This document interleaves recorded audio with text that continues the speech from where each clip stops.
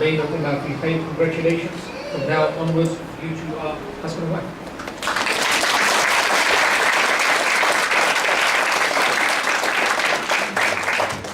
Ladies first.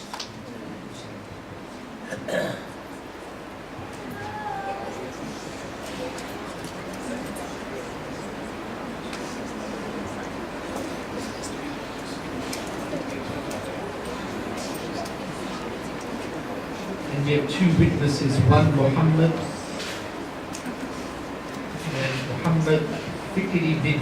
So these are two witnesses if they can come forward this way.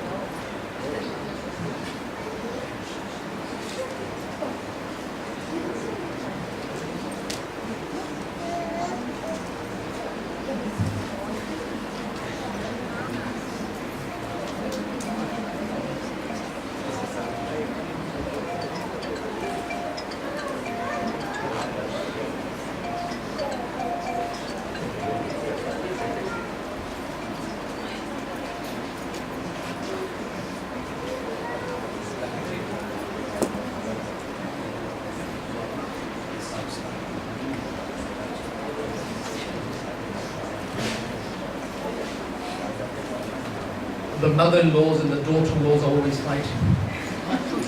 So one day the United Nations, they intervened and they said that why don't you make up, kiss and make up? Because always the son is suffering because he doesn't know what to do, keep the mother happy or keep the wife happy. So the daughter-in-laws and the mother-in-laws, they agreed and they kissed each other and they made up. And after making up, the United Nations said that we should take the mother-in-laws and the daughter-in-laws to the botanical gardens to celebrate. So what happened is that all the mother-in-laws were sitting on one bus and all the daughter-in-laws were sitting on the second bus and they were traveling to the botanical gardens. And what happened is that the front bus toppled over and the mother-in-laws passed away. So the daughter-in-laws just made up a few moments ago, so they started to cry, and in Islam you lament for 3 days. So the daughter-in-laws cried for 3 days and that was it, silence. And there was one particular daughter-in-law, she couldn't stop crying. So she cried for about 10 days. So everyone came to this daughter-in-law and they said, did you really love your mother-in-law? What's going on? She said, my mother-in-law didn't sit on the bus.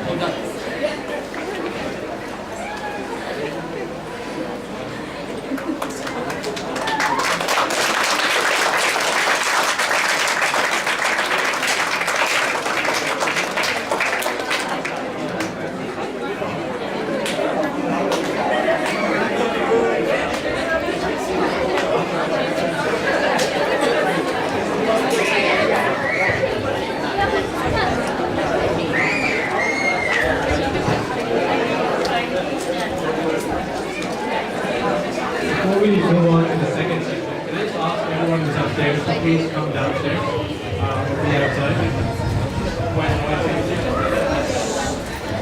Everyone, whoever's upstairs, please come downstairs. We'll just leave the front yard area.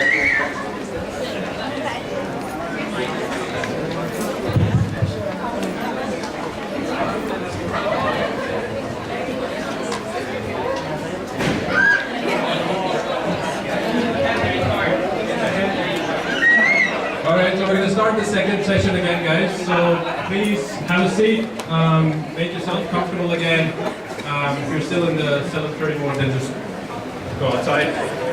We'll open it up again to the floor for any questions. So for visitors, everyone else, please feel free to ask questions. Has anyone have a question at this point?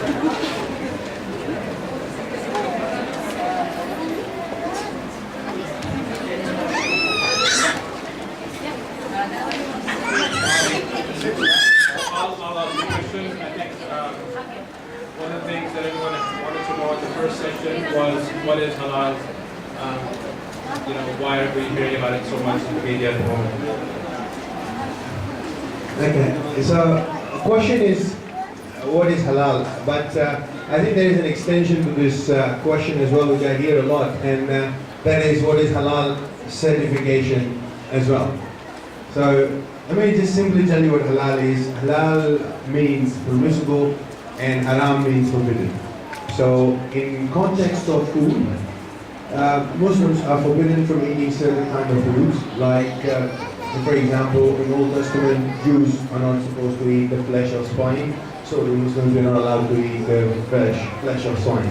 We're not allowed to eat a dead animal, we're not allowed to eat carnivorous animal, and the scavengers. So these are certain restrictions on food, and these are considered haram. Obviously, other things which are haram are alcohol, drugs, intoxicants in general. They're considered haram as well. Now, the important topic of halal certification, must be hearing that a lot nowadays. There are a few myths around halal certification. First of all, the first myth is that it's a halal tax. It's not a tax. It's basically a marketing need for Australian companies who want to export their meat overseas. Now, last year, I understand our halal export was around $5 billion. And for the first time, we exported, I think we broke a record of red meat export to Saudi Arabia. Now, most of the people who live in Saudi Arabia are Muslims, and they want assurances that the meat they eat are according to the standards they require. And to do so, since they know that the meat producers are not Muslims, they don't understand halal rituals, they accept the certification from certain companies. Now, as far as the pricing of this thing is concerned, I can give you a price from the horse's mouth. As the brother said in the introduction, I'm the spokesperson of ICQ, which is Islamic Council of Queensland, a not-for-profit organization which runs about 16 mosques. And one of the chicken suppliers we certify, we charge them half a cent for 10 chickens. So it's that low. It's not an exorbitant amount. And if you guys remember, there was a company in Adelaide who had a $50,000 contract from Emirates to supply yogurt. And you can ask why yogurt needs to be halal. And as we know that a lot of foods we eat nowadays are processed food, and they have extra ingredients which may be derived from animal products. So to ensure that these animal products are from halal sources or are halal, we have halal certification for some non-meat products. Now, in this company's case, the worth of the annual contract was $50,000, and the halal certification fee was $1,000. So for those who are in business or understand business, that's cost of doing business. It's not a tax, it's a basic cost of doing business. And it cannot be passed on to the existing customers because that $1,000 are bringing you more $50,000 of business. So basically, that's a requirement by a market which is of 1.6 billion people across the globe. Our trading partner, closest trading partner is the largest Muslim country in the world, which is Indonesia. We could export a lot of meat to them.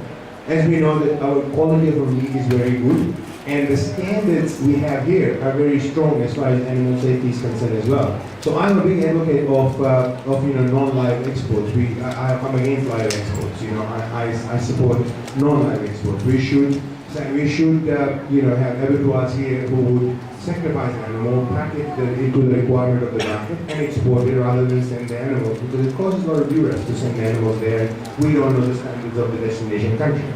So I think this is where we need to understand and think for a moment without hatred, and as Australians, this is good for our country, this is good for our business.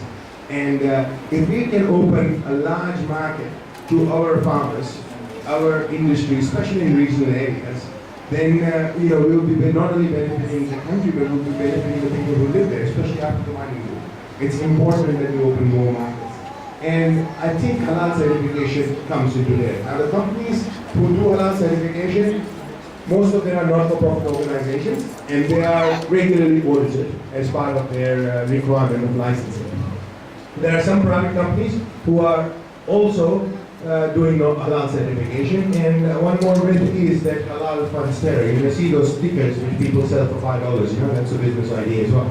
But they say halal funds terror. Now, Shane is here, he's a representative of AFP, and you know what, these guys know if somebody sends $1 to a terrorist. So for somebody to send such a large amount of money to extremists and terrorists, I mean, we have to have a little more trust in our law enforcement agencies. They're pretty good in what they do. So I guess that's just once again is an allegation which is not based on truth. It's just based on people trying to cause fear because they themselves are afraid. So halal and halal certification has become a big issue nowadays. But obviously, if you look into it a little bit more and look at both sides of the story, I mean, I don't agree with a lot of things Prime Minister says, but he himself has come out and supported halal certification. He says it's necessary for our country, it's important. But look, as I said, what I would like you to do is, after we leave from here, there is a Facebook page which I manage. It's Holland Park Mosque, and I've got about 800 people. I regularly hold conversations with them. I hold events. If I hold events, then I pass it on and so on and so forth. So for those of you who use Facebook, I think that'd be a good tool to stay in touch. I mean, we do come here. This is the second time we come here in the last 6 months, and trust me, it won't be last. We'd love to come to Townsville. And we appreciate the time and the efforts that brothers put here and the time and effort you make to come here and visit us. So we would like to do something more, in a sense, in future, out in public maybe. And to stay in touch would be a good idea on Facebook. So thank you very much.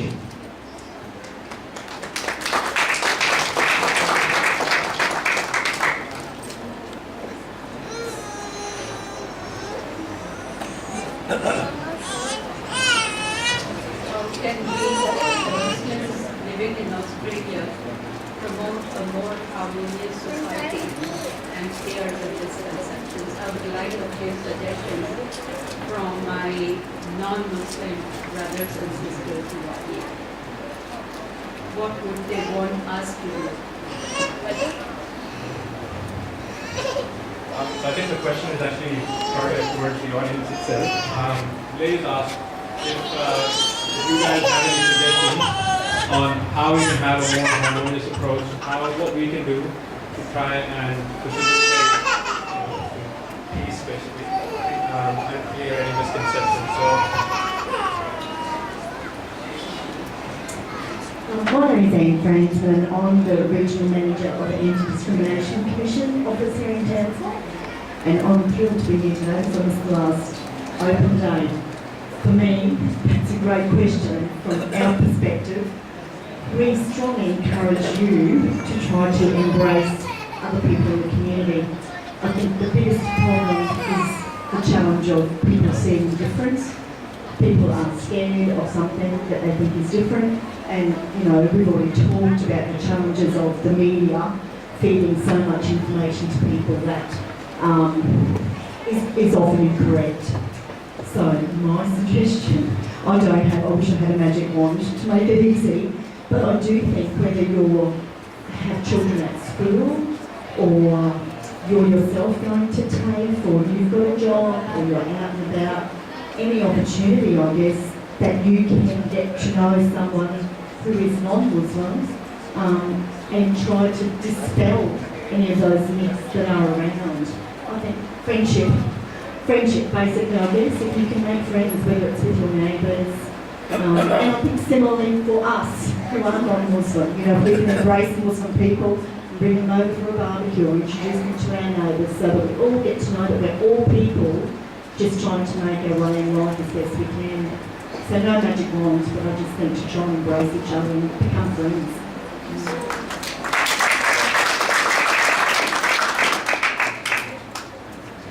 To reinforce what you're saying, I'll share a little story. When I did the first open day in Holland Park Mosque, I had that idea in my mind for a long time for one reason. When I joined the mosque committee, I was outside the mosque one evening after the prayer, and a gentleman who walks past the mosque every day for the last 30 years was walking past. So I stopped him, I said hello, and asked him where he lives. He said it's across the road, and the mosque has been there for 108 years. So do you know what we do in the mosque? And there's a crematorium behind us. So he said, yeah, I know, you burn people here. So, and it's no fault of his. I saw that as our mistake for not being good neighbors. We should have actually been reaching out to him for a long period of time. The other thing is, and this is to my Muslim brothers and sisters, when we had our first open day, there was a young child, probably 4 or 5 years old, and after the question and answer session finished, she came and asked me a question. She says, look, I had my birthday recently, and I've got 6 Muslim friends who study with me in the school, and I invited them to my birthday, and none of them came. So why didn't they come? And I said, look, I don't know why didn't they come, but in your next birthday, I'm coming with a huge gift. So I have put that in my diary, and I will definitely go to her birthday. So it's a matter of, you know, sometimes getting over that initial fear of people who you don't know, you know. And I think one of the strongest value we have in Australia is to allow people to be free and be different and yet get along with them. So freedom is about allowing people to be free as long as those freedoms don't infringe into anybody else's freedom.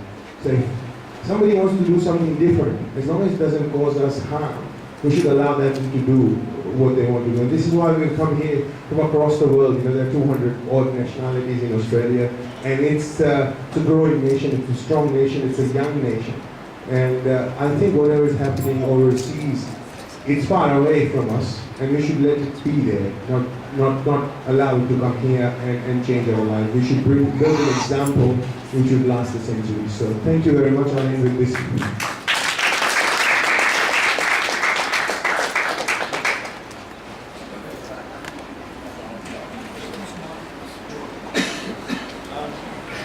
We'll have to end here because brothers actually have a flight to catch back to Brisbane. So first of all, I think I'd like all of you to sort of join me in thanking the 2 brothers that have joined us for today's meeting.